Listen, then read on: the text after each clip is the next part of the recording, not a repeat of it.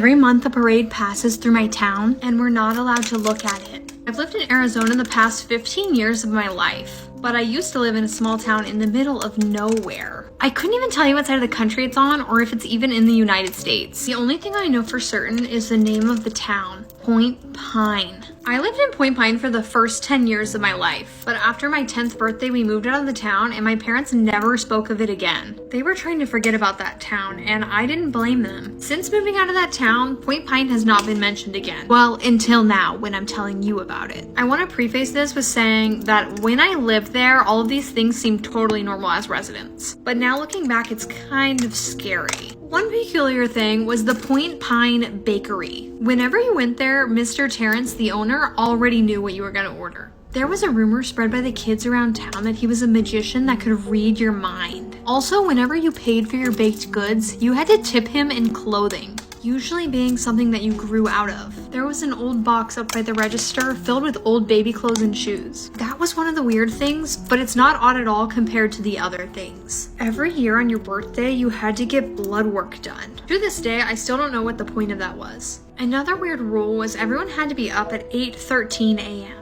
There were even speakers for an alarm that would go off at 8:13 a.m. all over town, like some kind of amusement park. When those alarms went off, parents would wake their children as fast as possible as if it was like a fire or something. But certainly one of the weirdest things that happened in Point Pine was the Point Pine monthly parade. It happened every month without fail, and it was never on the same date. Each month, a student from Pine Point was chosen to be in the parade. The weird thing about this parade is that we weren't allowed to watch it go by. Not on the streets, not from the windows, and not even on television. I'm out of time, so go to part 2.